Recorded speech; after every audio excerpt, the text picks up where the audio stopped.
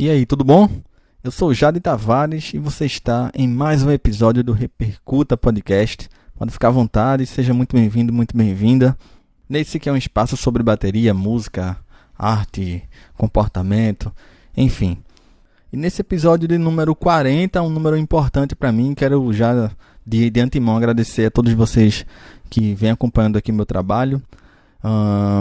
E como é um número fechado, esse também é um episódio especial.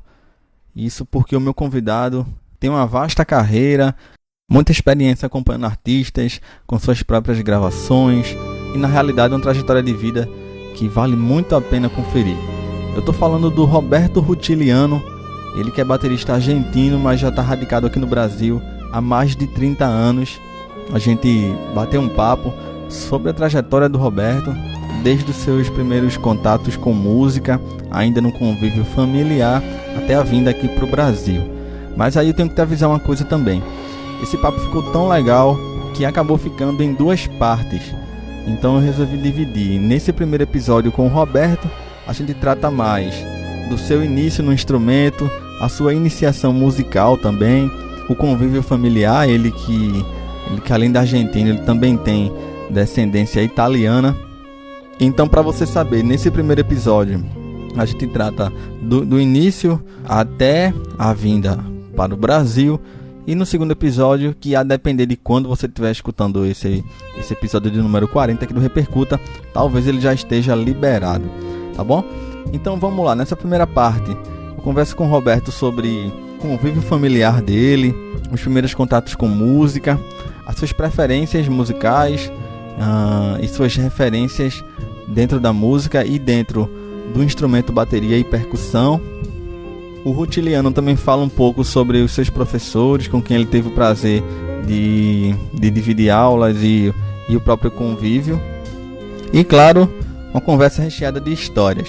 O estilo do Roberto é mais voltado para o tango, para o jazz, a música contemporânea, a música ancestral também, o samba e a música cubana. A gente passa também sobre o convívio do Roberto nos bares, né, nos subúrbios de Buenos Aires, quando ele começou a tocar com alguns artistas. E enfim, a gente caminha. Vale lembrar também que o Roberto, ele também tem o seu lado pesquisador, o seu lado professor também, dando aula com suas clínicas e vários projetos junto a outros artistas com quem o Roberto dividiu palco e estúdio também. Ele também já compôs músicas para peças teatrais, a gente fala um pouco sobre isso.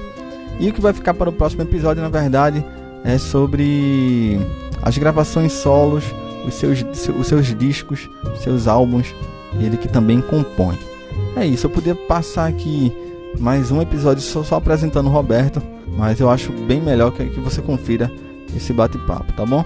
O Repercuta tá nas principais plataformas, o link tá na bio lá na página do Instagram, e eu te convido a seguir também a página, porque eu tenho alguns conteúdos exclusivos para lá. Tu pode me seguir também no jade.tavares, jadie.tavares. A gente também pode trocar uma ideia, tu pode mandar tua sugestão, reclamação, dúvida, enfim, quanto mais próximo melhor, pra gente construir essa comunidade da melhor forma possível.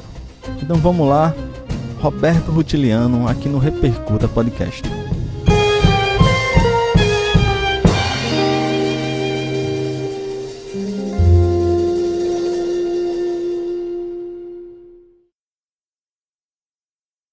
Primeiro, te agradecer por ter aceitado o convite, tá? De verdade, é uma honra estar falando contigo. Quando você aceitou, eu pensei, porra, é o cara que eu tinha escutado coisas já, e agora eu vou falar com o cara, assim, isso é massa. E é um prazer ter você aqui, muito bem-vindo ao Repercuta. Parabéns pela iniciativa. A tua história é vasta, você é um dos mestres, assim, que a gente tem o prazer, né, de escutar e de aprender bastante. Eu quero fazer em duas partes, Roberto. Eu queria falar um pouco da tua vida antes de vir para cá pro Brasil e depois a vinda para cá. Começando, Roberto, eu fiquei curioso com teus primeiros contatos com música. Fazia parte de uma família musical, né? Muita gente cantava. Mas eu também fiquei curioso qual foi o teu primeiro contato com a bateria mesmo. Isso eu não achei. Isso eu não encontrei. Fica à vontade.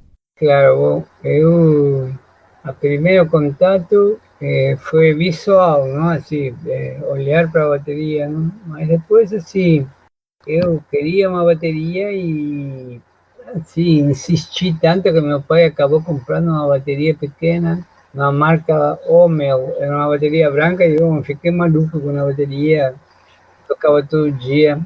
Aí, bom, essa foi minha primeira, primeira bateria, assim, tipo, depois quando você precisa tocar um pouco já com grupos e tudo, tem que trocar essa primeira bateria por outra, e depois por outra, e depois por outra, e depois por outra, até ter uma bateria mais ou menos assim, com um som, não? Que você possa, tipo, porque você tem um som na tua cabeça, bom, mas basicamente a bateria tem que tentar acompanhar esse som, não? Então, Uhum. isso você consegue depois de muitas baterias. Isso, Roberto, você tinha por volta dos 18 anos ou isso é antes ainda? Não, eu teria mais ou menos 12, 13 anos, era uma coisa assim. Entendi, entendi. Antes já tocava alguns instrumentos de percussão, antes de criança, assim, de 8 anos, de instrumento de percussão argentino, que se chama bombo legüero, depois um bongô, aí depois eu queria bateria, assim, comprava uma bateria e comecei a tocar bateria. Eu fiquei curioso também, Roberto, porque como você também tem uma linhagem italiana, né? Eu fiquei curioso em saber no teu convívio familiar se de fato havia essa, assim, de alguma forma é uma formação espontânea, né? Entre a música argentina e a italiana. Era assim nas reuniões de família? Assim, digamos, como que a família italiana, ela é muito alegre, assim, muito, tipo, cantam, fazem festas e todo mundo canta, e todo mundo dança, e todo mundo... Aí, bom, isso ajuda, porque você se desinibe, assim, todo mundo canta e dança e sobe na mesa. Isso é uma família, tem um tipo de cultura alegre, aí tudo isso ajuda, digamos assim, não tinha professor, tinha pessoas que tocavam bandolim, assim, mas assim, basicamente era mais cantado e na empolgação, assim, aí, mas assim, isso ajuda para você, assim, tipo, essa coisa da timidez, de você tocar em público, essas coisas, você acaba resolvendo já desde criança, né? Uhum, Porque uhum. você vê a teu tio cantando, outro tio dançando, então você também acha normal fazer esse tipo de coisa, né? Aí, bom, isso é uma cultura fechada, uma cultura italiana. A cultura Sim. argentina é outra coisa. A cultura argentina está relacionada com o tango, rock, mais urbana, também do interior, coisas indígenas. E também a coisa externa, por exemplo, na Argentina se escutava música brasileira, se escutava música cubana, se escutava jazz. Então tem uma coisa cosmopolita também já desde criança. Eu fiquei imaginando, eu citei essa coisa do mix, né, entre o argentino e o italiano, porque exatamente por esse contraste, na minha opinião, entre essa alegria italiana, digamos assim, e do lado argentino essa coisa mais do tango voltado pro lamento, né, para aquele clima mais... Más melancólico, assim. Isso. A arte contempla essas duas assim, sensações, assim, a sensação do trágico, do tango, assim.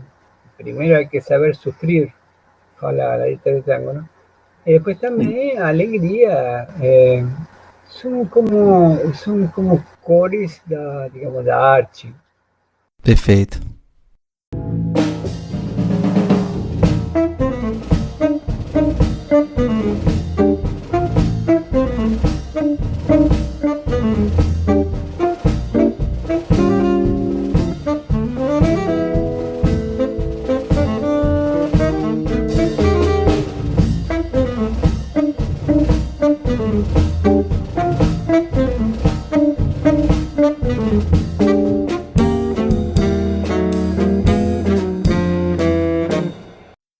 Inclusive la música brasileña, embora seja uma música mais alegre, existe uma tristeza, não existe uma...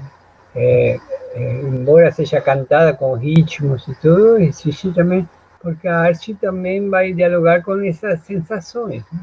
Fiquei curioso também, Roberto, com a tua trajetória antes de vir para cá para o Brasil. Você que já está no Rio de Janeiro há mais de 30 anos, né? Eu fiquei curioso, lá atrás você chegou a cursar letras, né? Na Faculdade de Letras, em Buenos Aires. Esse período você continuou tocando, continuou se envolvendo com música ou foi em algum momento de hiato mesmo? Continué tocando así, estudiando, así entré en contacto con la música contemporánea en esa época.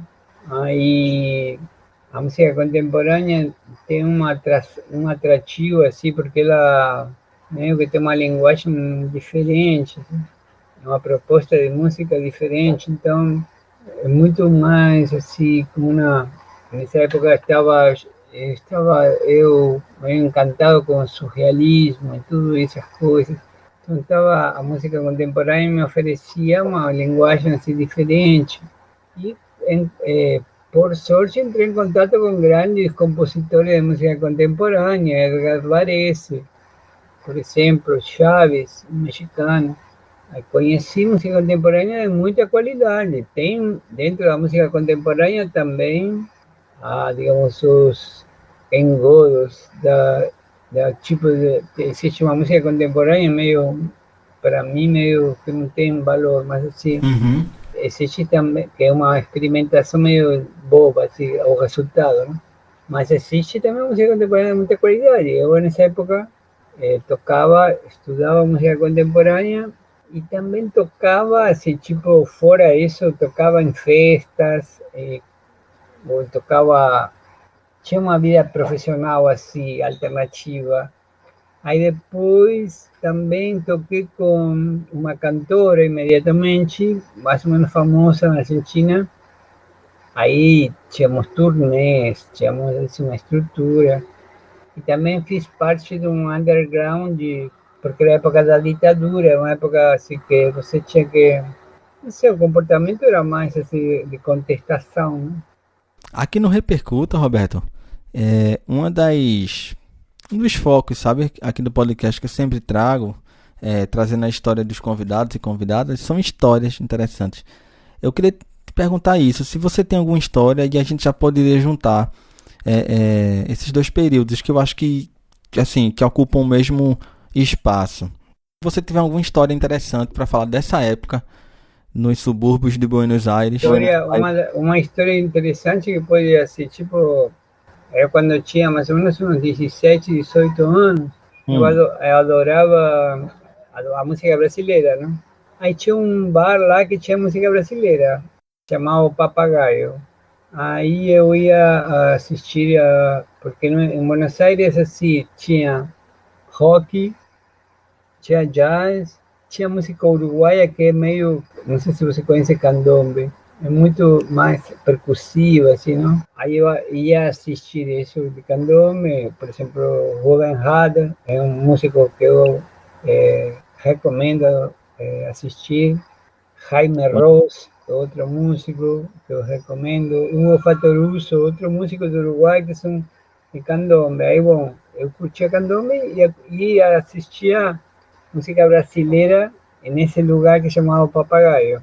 Era música brasileira assim, tipo, você abusou, tirou partido. Entende? Música brasileira assim, tipo, com Maria Creuza, não sei o que, cantando, com Vinícius. Música brasileira assim, meio uma bossa nova, assim, esse tipo de coisa. Mas assim, quando você chega no Brasil, você se depara com um universo. Tem o maracatu, frevo, samba, o choro, o baião, um monte de músicas assim, de raiz assim, africana, o choro. É uma coisa muito gigantesca aqui, né? Verdade. Assim, e também assim, conheci o baterista que tocava lá nesse bar, era brasileiro.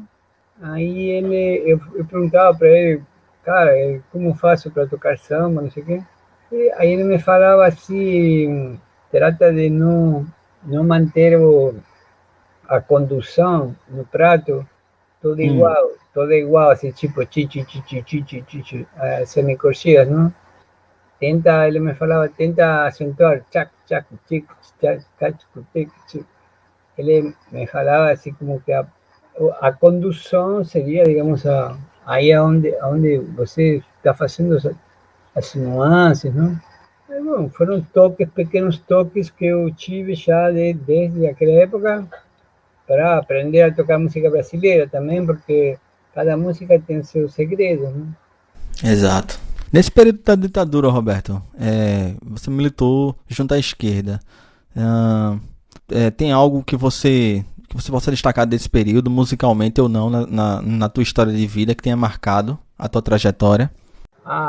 Bom, a coisa da militância era com a música, assim, a militância, a militância tem um espaço, assim, a música tem como que ocupa outro espaço. Eu participar, por exemplo, fazíamos festivais, tudo escondido, não? Assim, mas assim, digamos, apresentávamos isso como se fosse um festival normal, mas todo Uhum. mundo sabia que era um festival ligado digamos, a uma ideia, não?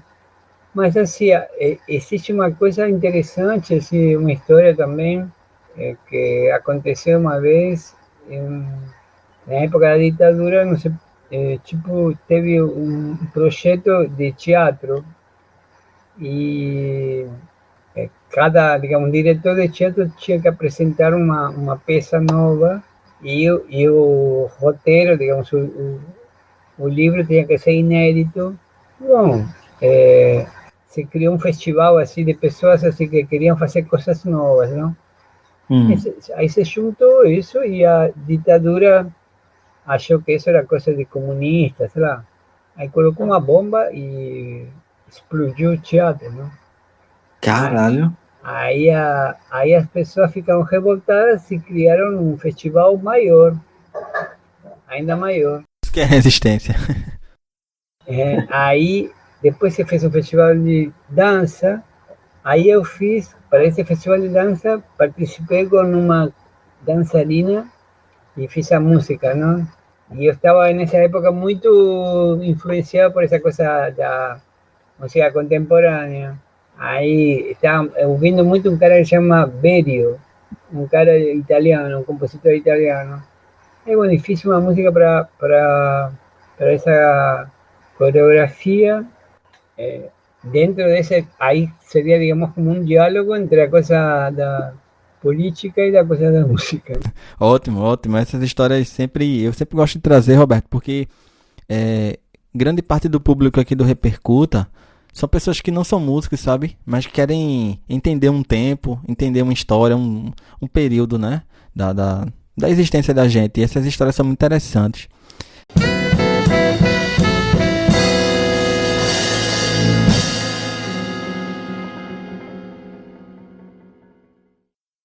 Roberto, eu queria pular para 81, que eu tô curioso e agora é uma curiosidade enquanto baterista mesmo, assim, mais particular. 81, você viaja para os Estados Unidos, né? É a primeira vez que você foi para lá, foi em 81. Eso. E, assim, tu comprou os teus pratos, né? Eu fiquei curioso porque são os pratos que te acompanham até hoje. Que pratos são esses? Eu fiquei pensando aqui, que pratos são? Qual é o set de pratos do Roberto?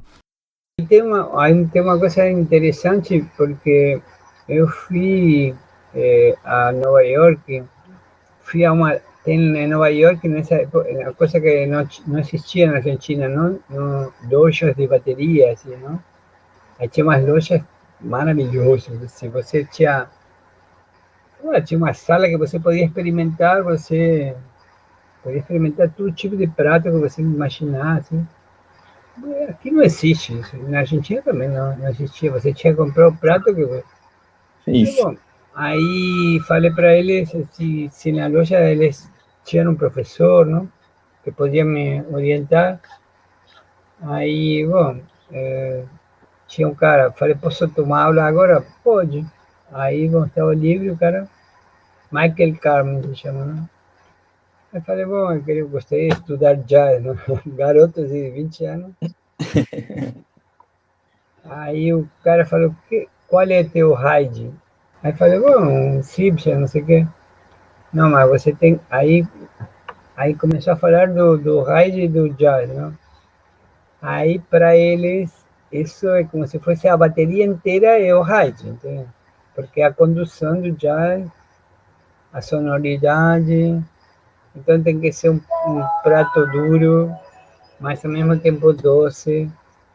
Não pode ser um prato agressivo, não pode abrir muito, tem que ser. Então, falou, sem cúpula que ele me aconselhava. Então, Hum, fui na loja e comprei uns sem cúpula. Aí falaram, você quer mais grave, médio, mais agudo? Eu falei, médio. Aí me botaram 20 pratos para eu experimentar. Eu não tinha sensibilidade na época para saber qual era o melhor prato, não? Mas assim, aí esse prato que tem até agora é um prato assim, é, flat, não é? Assim, tipo sem cúpula. isso. Eu aconselho todo mundo a ter um desses se quer tocar jazz, porque ele não abre, tem esse tchim, tchim, tchim, tchim, tchim, tchim, tchim, tchim, tchim, isso ele define muito bem e não abre. Se você tocar rápido, alto, não sei o que, ele não grita. Entendi, Aí depois assim, entendi. o hi-hat normal no Cydian e o crash também. Às vezes uso dois crash, dois Cydian, mas assim, basicamente eu uso um ride e um crash porque, digamos assim, digamos, o tipo de orquestração que eu faço com a bateria, eu uso muito assim, tambores, outras coisas também. Uhum. E quando eu faço condução, faço no ride mesmo. Eu fiquei curioso até, Roberto, eu ia lhe perguntar depois, mas já aproveitando o gancho, o teu set, você tem uma carreira extensa, você compôs, você compõe, né? Tem os seus discos gravados, você compõe para o teatro, acompanha vários artistas, vários grupos que você montou também. Como o teu set mudou ao longo do tempo? Mudou muito? Tu falou dos pratos agora, mas o restante do set? Não, assim, o set, assim, basicamente tirei um tom porque achei que o braço ele fica meio muito pendurado quando você tem dois tons. Aí quando você tem um tom, você consegue descer o ride e o teu braço fica mais descansado, assim, Uhum. porque isso pode trazer tendinite, tudo um problema, né? Então basicamente tem isso, já há mais ou menos uns 20 anos tem uma bateria Oder pequena. Aí, bom, essa assim, foi mudando de qualidade, digamos assim. Agora, a bateria é boa, né? É uma bateria profissional boa Uhum. e canta bem, digamos assim, e é tipo para jazz, assim, tem outros tipos de sonoridade também que ela dialoga muito bem. Muito bom. Nessa época, Roberto, você estava nos Estados Unidos, esse início dos anos 80, você teve aula com Michel Carmin, né? Com Alan Dawson, não é isso? Não é isso? Alan Dawson, sim. Tu pode falar um pouco deles e também queria aproveitar que você falasse um pouco dos teus professores. Eu sei que você teve aula também com o Pascoal Meirelles aqui no Brasil, né? Grande mestre nosso. Se você puder falar um pouco da importância dos teus professores, teus... Digamos que o meu, cuando estuve en Estados Unidos, assim, por exemplo, esse cara que me apresentou essa ideia de você, assim, tipo, privilegiar o ride como, digamos assim, a bateria é o ride, entende? Depois a bateria está por baixo do ride, assim, para tocar jazz. Sim. Aí, são conceitos, assim, o Alan Dawson um cara muito assim, tipo com rudimentos e todo esse tipo de coisas, né? Embora você goste ou não goste, você vê que ele é um cara, a visão dele é essa, né? Assim, então você tem que valorizar também o que o cara pensa, né? Eu depois aqui teve aulas com muitos músicos bons, eu não, com com Pascoal, Meril, com um cara chamado Jimmy Duchon, que é de Minas agora. Cláudio Caribe foi um professor importante que eu tive, assim, no sentido de ele fazia toda essa coisa de rudimentos, mas também ele era mais assim como improvisador, sabe? Mais assim solto. Então ele tinha uma parte que era muito rudimentos, assim, a morrer. Tipo, o cara teve um ano com a primeira página do Stick Control. Aí, e ao mesmo tempo te fazia improvisar livremente, assim, tipo, ele tocava livremente e depois você tinha que tocar livremente, ele e você. Aí ele vai te soltando, entendeu? Porque ele era muito livre para tocar. Uhum. Ele era um dos grandes bateristas que teve o Brasil, Cláudio Caribe. Roberto, as figuras do Jorge Permoff e do Norberto Minitilo, o que é que tu pode falar deles? Bueno, Jorge Pemov fue una persona, un amigo mío que él, cuando yo tenía más o menos unos 24 años, conocí a él y me abrió hacia la cabeza de, por ejemplo, música cubana, jazz. Él conocía todo lo que estaba aconteciendo así. Conocía los discos de Miles Davis que estaban saliendo, conhecía música indiana, música africana, música flamenca, música turca, uma cultura assim, gigante. Então foi importante para mim abrir a cabeça de, assim, por exemplo, você toca bateria, mas assim também você tem que entrar em contato com milhões e milhões de timbres e de possibilidades de músicas. Você tem que ter uma cabeça assim, muito aberta, porque o mundo não é apenas aquilo que está em volta de você, né? Então me ajudou muito para isso. Uma pessoa assim que Uhum. me mostrou assim, um monte de discos, pianistas, bateristas, baixistas, um cara com uma cultura muito grande. Ele tinha morado em Catalunha, em Barcelona, e Barcelona estava mais, nessa época estava mais cosmopolita que Buenos Aires. Buenos Aires estava mais provinciano. Então, o cara tinha um acesso a culturas assim que eu não tinha. Aí depois, Norberto Minichilo foi um baterista importante, assim, no sentido de, como se fosse um guru, uma coisa assim, né? Um cara assim que, por exemplo, tem uma relação com a música muito fraterna, muito amiga, muito, um cara assim idealista, completamente, amava a música completamente. Então, uma relação assim muito linda ele tinha com a música. E quando eu vim para o Brasil, eu tinha como 8 alunos em Buenos Aires, deixei meus alunos com ele. Achei que era como se fosse tinha uma pessoa que ia cuidar das crianças. Nem é uma babá, né? Ele adotou praticamente, né? Isso logo quando você veio pra cá, não foi? Isso é 87. 87, né?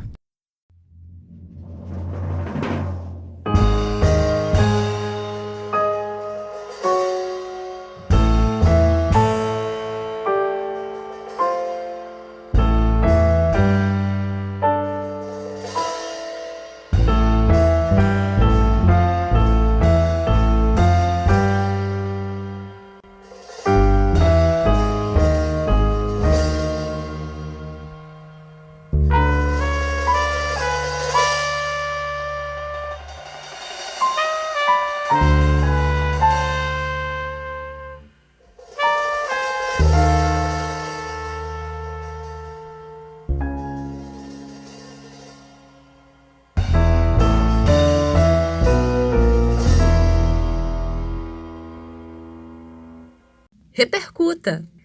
Um pouquinho antes, Roberto. A gente falou de 87 agora. 86.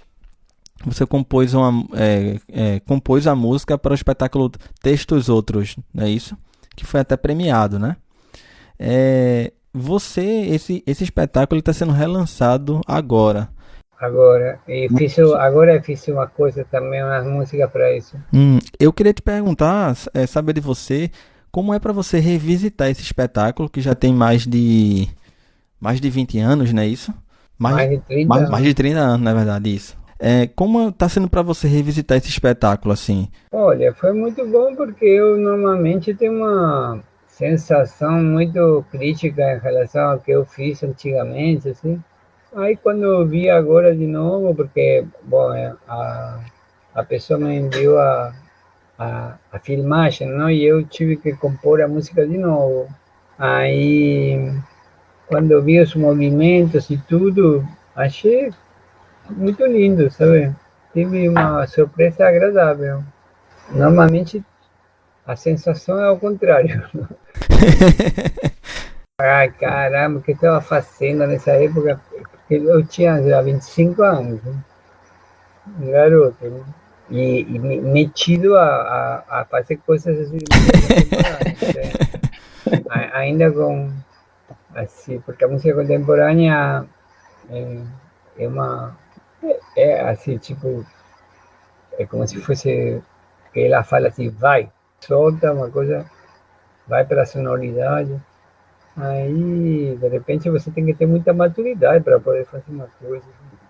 Mas, assim, foi bom revisitar isso. Ô, Juliano, você se considera. Você é o tipo de artista que se cobra muito, muito autocrítico? Nem tanto, assim, me cobro, mas assim, teria que me cobrar mais.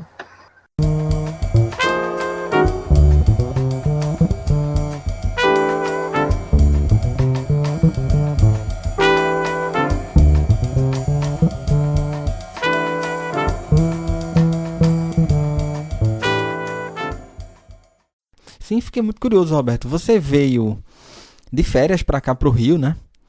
E como é que aconteceu essa coisa assim, você já escutava Chico Buarque, já conhecia muito da música brasileira, e mesmo assim você veio de férias.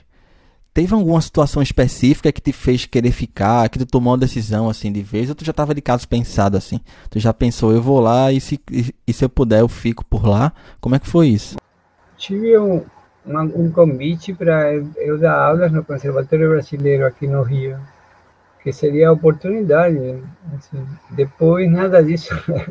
Quando eu cheguei aqui, quando eu cheguei aqui, tudo aquilo era papo furado, mas assim, eu achei que já tinha tomado a decisão, então comecei a procurar assim, lugares para dar aula, para tocar, assim, bom, aí fui começando assim a dar aulas em alguns lugares assim importantes aqui e depois assim começando a criar uma pequena agrupação, um trio, depois um quarteto, depois um quinteto, depois lançar um disco, comecei a fazer o percurso, né?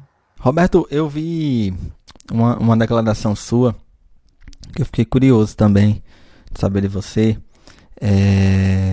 Você disse que teria vindo para cá, no caso, com relação ao contraste de públicos. Você sempre teve o gosto com a música ancestral e atual, a música cubana, o tango, o jazz, né? E a música clássica também. E eu vi na declaração sua você dizendo que na Argentina o público médio ele valoriza mais o virtuoso, né? E aqui é mais valorizado o swing, né? Isso foi preponderante para você ter escolhido se mudar de vez para o Rio de Janeiro? Não, isso foi uma coisa que eu admiro no Brasil, ou seja, é mais esse valorizado a questão de você, não sei, você pode tocar pouco, mas você, se você tiver swing, você tá bem. Mas assim também aqui tem uma coisa do virtuosismo boba, igual que lá. Assim, o cara que faz 40 mil coisas, que mostrar que faz 50 mil coisas, assim, aí ele esquece da musicalidade, não? Aí, bom, isso é uma coisa infantil até, não? Em Que outros, fala. Em outros lugares, Roberto, porque tipo, a gente também fiquei curioso com isso, assim, tu já rodou o mundo, né? Suíça, já foi pra Europa, Japão também, acredito, né? É, como é o público de lá, assim, desses outros lugares? Você sente que há você sente que há semelhanças? Eu não sei te falar porque assim, você vai tocar no lugar, você normalmente é aplaudido, não? Assim, mas assim, é, em todos os lugares imagino que tem esse lado assim, de valorização da coisa virtuosista até uma certa idade, entende? Ou até você amadurecer tua visão da música. Quando você olha para a música de outra maneira, eh, você não vai dar valor a isso. Assim, é uma coisa mais que você cobra outra coisa. Aí, então isso existe em todos os lugares, eu acho. Uhum. Outra declaração que você falou, eu até achei interessante que você falou que na Argentina o rock, a música mais pesada é mais valorizada e tal. O pessoal dá muita importância a tocar o pesado e você não gosta de tocar coisas pesadas e tal. Eu também fiquei pensando nisso, né? Eu não gosto dessa coisa tipo tum, pá, tum, pá, tum, pá, tum, taco, tum. Eu não gosto disso. Uhum. Assim, e na Argentina o rock é muito forte. Aqui não é tão forte no Rio, no Brasil. Aí, bom, isso também é uma coisa a favor, porque aqui é mais samba, bossa nova, baião, jazz também, assim. Você toca estilos assim que não estão com tudo. Pá, pum, pum, pá. Ao aproveitar, Roberto, eu tô em Recife, eu tenho, assim, eu costumo falar com amigos que a gente já nasce sem saber, a gente tem uma, isso no bom sentido, aquela sombra ali em cima da gente, de toda essa carga que a gente tem aqui. Saber de você, se você conhece Recife, queria que você falasse um pouquinho também de como tu incorporou na tua identidade os ritmos daqui, o baião, o maracatu, o frevo. Olha, eu não conheço o Recife, mas assim, eu adoro, né, a cultura. Já tá convidado. Adoraria, adoraria. Aí também toquei com Passarinho, que foi um percussionista que morreu há pouco tempo. Tocou unos anos com ele, era professor, ele do conservatório. Ele tocava frevo muito bem. Bom, aí eu gosto assim, por exemplo, os estilos, o frevo, por exemplo. O frevo tem uma escola de caixa que é impressionante, né? Poucos ritmos no mundo têm assim, uma valorização da caixa com frevo. Então, assim, um ritmo popular que existe que você tenha desenvolvido técnica assim, para tocar, porque é uma coisa complexa mesmo. E também como apoia todas as melodias, o baterista apoia todas as melodias. Assim você tem que tocar ritmo e ao mesmo tempo. Ao mesmo tempo que você tem que tocar ritmo, tem que apoiar todos os acentos. Então você se torna um instrumento também, como se fosse melódico. Aí depois, assim, tocar isso na bateria é muito complexo. Eu estudei isso muitos anos.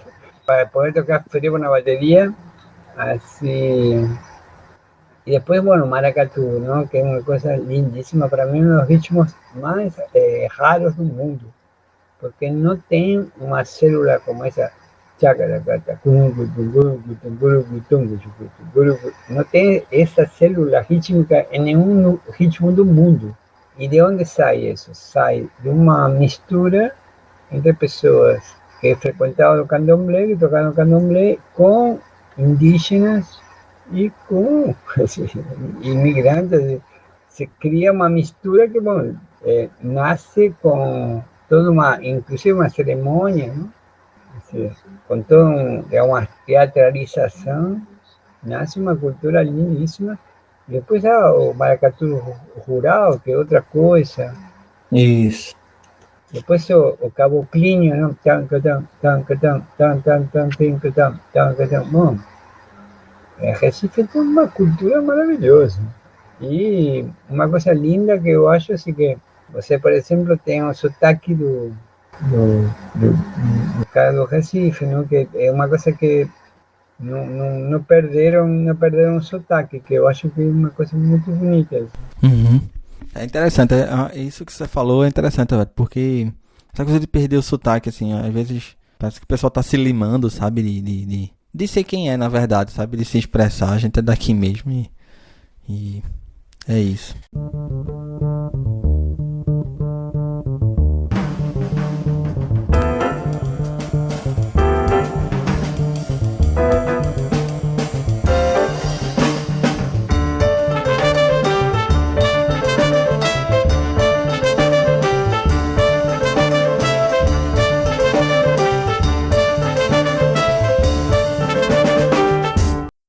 E aí, olha eu aqui de volta. Espero que tu tenha curtido essa primeira parte do bate-papo aqui com Roberto Rutiliano. E fica ligado aí que o segundo episódio deve vir já pra gente completar essa grande participação. Para mim foi um grande prazer receber o Roberto aqui no Repercuta, tá bom?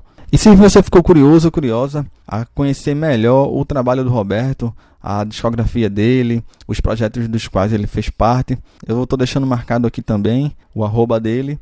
E procura, se você for baterista, se você tocar, ou se não, procura também as músicas dele e os projetos dos quais ele fez parte. A gente se encontra, a gente se escuta no próximo episódio do Repercuta.